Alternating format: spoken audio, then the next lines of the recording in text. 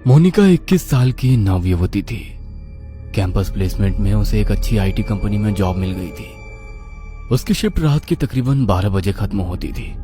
उस रोज भी अपना काम खत्म करने के बाद वो ऑफिस से निकली और अपनी साइकिल की मदद से रेलवे स्टेशन पहुंच गई। साइकिल को पार्क करने के बाद मोनिका प्लेटफॉर्म पर खड़े होकर अपनी ट्रेन का इंतजार करने लगी। अचानक ही उसकी नजर रेलवे स्टेशन पर लगे एलईडी बोर्ड पर गई।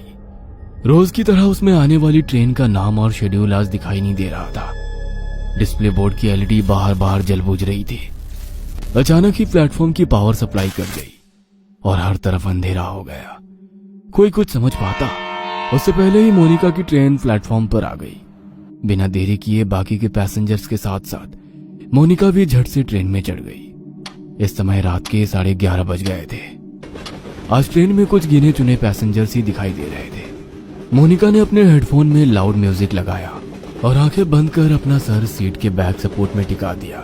कुछ ही देर में लाउड म्यूजिक होने पर भी दिन भर की थकान के कारण उसकी आंख लग गई थी। थोड़ी देर बाद उसका मोबाइल रिंग करने लगा। रिंग की आवाज से मोनिका की नींद टूट गई। स्क्रीन पर पापा का नाम फ्लैश हो रहा था। मोनिका ने फोन उठाया तो उधर से पापा की आवाज सुनाई देने लगी। मोनिका बेटा, ट्रेन मिल गई थी ना? हाँ पापा, मैं ट्रेन में ही हूँ, आप चिंता मत करो। कौन सा स्टेशन आ गया है?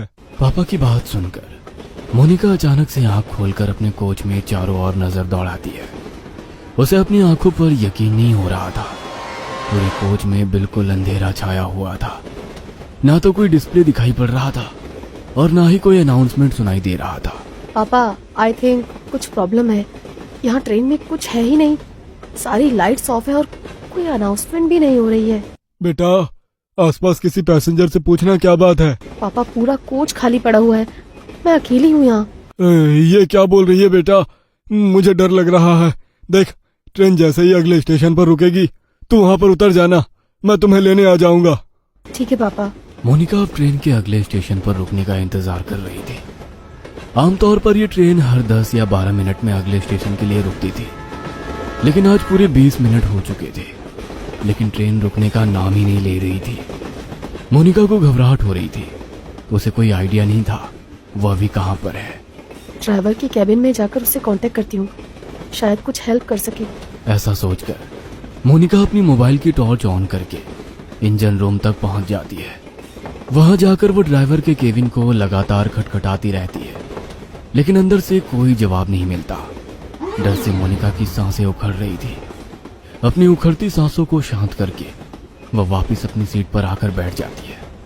अब उसे बस ट्रेन के रुकने का इंतजार था ताकि वो नीचे उतरकर मदद मांग सके और अपने पापा को वहां बुला सके। इसी तरह 10 मिनट और बीत जाते हैं। अचानक ट्रेन की स्पीड कम होने लगती है। ट्रेन की स्पीड को कम होते देखकर मोनिका की जान में जान आने लगती है। कुछ ही मिनटों में ट्रेन किसी स्टेशन पर आकर रुक जाती है। बाहर घना अंधेरा छाया था। स्टेशन पर कहीं भी उजाला नहीं दिख रहा था। मोनिका ने खिड़की से झांककर बाहर देखा तो प्लेटफॉर्म पर एक भी इंसान नहीं था। अब तो मोनिका को और भी डर लगने लगा था। उसने जल्दी से अपना मोबाइल निकाला और फिर से पापा को फोन मिला दिया। पापा, ट्रेन किसी स्टेशन पर रुकी है, लेकिन ये कौन सा स्टेशन है कुछ समझ नहीं आ रहा। बाहर सिर्फ अंधेरा ही अंधेरा दिखाई दे रहा है। प्लेटफॉर्म पर भी कोई आदमी नहीं दिख रहा है। मैं क्या करूं? बेटा, एक बार मैप में अपनी लाइव लोकेशन चेक करो, तुम्हें पता चल जाएगा कि अभी तुम्हारी ट्रेन कहाँ पर है। मोनिका अपनी लोकेशन चेक करती है तो पता चलता है कि वो किसी अनजान जगह पर है जिसे जीपीएस भी ट्रैक नहीं कर पा रहा था। मोनिका फिर अपने पापा को फोन लगाती है। पापा, ये सब क्या हो रहा है मेरे साथ? इस जगह को जीपीएस भी ट्रैक नहीं कर पा रहा है। मैं कहाँ जाऊं? आप आ जाओ पापा, मुझे बहुत डर लग रहा है। अचानक सिग्नल कटने के कारण कॉल डिस्कनेक्ट हो जाता है। मोनिका स्टेशन पर घूमकर बाहर निकलने का रास्ता ढूंढने लगती है। तभी उसे वहां पर एक बड़ा सा बोर्ड लगा हुआ दिखाई देता है। इस पर जरूर स्टेशन का नाम लिखा होगा। टॉर्च जलाकर देखती हूँ। जैसे ही वो टॉर्च की रोशनी में बोर्ड की ओर देखती है, उसके शरीर में कपकपी सी होने लगती है। वह बोर्ड पूरी तरह से खून से लथपथ था और उस पर से अभी भी खून की बूंदें टपक रही थी। मोनिका घबराकर वहां से भागकर वापस अपनी ट्रेन की ओर आने लगती है कि तभी उसका फोन बजने लगता है। डरो नहीं बेटा, हिम्मत से काम लो। तुम्हारी ट्रेन जिस ट्रैक से आई है उसी ट्रैक पर वापस चलो। देखो आसपास कुछ तो होगा, कोई चर्च, कोई बिल्डिंग, कुछ न कुछ जरूर होगा। तुम कोशिश करो, जैसे ही तुम्हें कुछ भी दिखाई दे तुरंत मुझे बताना। मैं भी पुलिस से मदद मांगने की कोशिश कर रहा हूँ। आंसू पोंछकर मोनिका पापा के कहे अनुसार अपोजिट डायरेक्शन में भागने लगती है। ट्रैक पर हर तरफ अंधेरा ही अंधेरा छाया हुआ था। भागते हुए मोनिका को अपने पीछे कई सारे कदमों की आवाजें सुनाई दे रही थी। ऐसा लग रहा था कई सारे लोग उसके पीछे पीछे दौड़ रहे हो। मोनिका घबराकर अपने पीछे की ओर देखती है, लेकिन पीछे सन्नाटे के सिवा कुछ भी नहीं था। मोनिका पूरी ताकत लगाकर दौड़ती ही जा रही थी। अचानक ही उसके कानों में किसी की आवाज सुनाई देती है। ऐसा लग रहा था कोई गुस्से में उसका नाम पुकार रहा हो। मोनिका अब इतना ज्यादा डर चुकी थी कि उसके अंदर पीछे मुड़ने की हिम्मत भी नहीं बची थी। हाथ में मोबाइल पकड़े वह फ्लैशलाइट की रोशनी में दौड़ती चली जा रही थी। अचानक ही उसके दौड़ते कदम ठिठक कर रह गए। उसने देखा कि सामने पोल पर एक औरत उल्टी लटकी हुई थी। उसके बाल हवा में लहरा रहे थे और वो खतरनाक चेहरे के साथ जोर जोर से हंस रही थी। मोनिका का हलक डर से सूख रहा था। अब उसमें और आगे जाने की हिम्मत नहीं बाकी थी, इसलिए वो वापस स्टेशन की तरफ जाने के लिए मुड़ जाती है।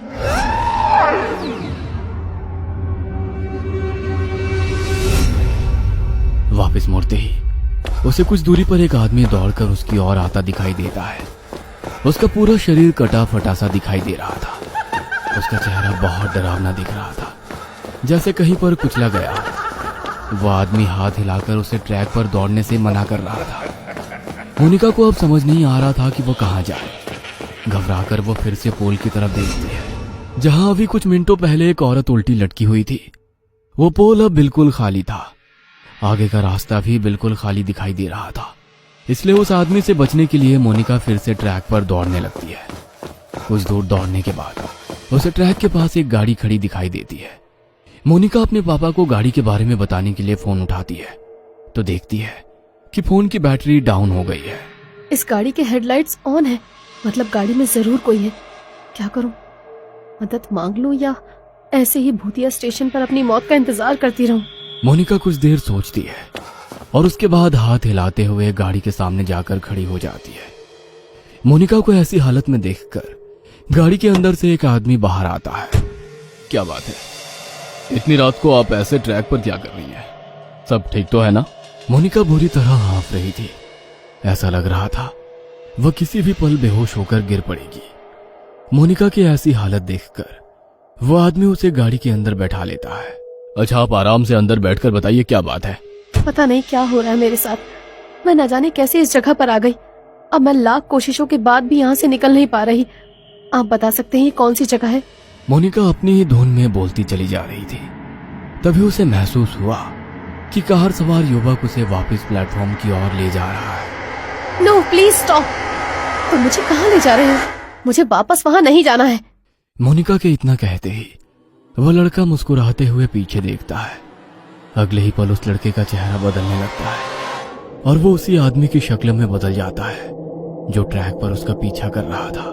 मोनिका के मुंह से एक जोरदार चीख निकल जाती है और वो कार से उतरकर फिर से पागलों की तरह दौड़ने लगती है। उसे अपने पीछे उस आदमी के कदमों की आवाज साफ सुनाई पड़ रही थी। दौड़ते हुए वो वापस अपनी ट्रेन के सामने आ जाती है।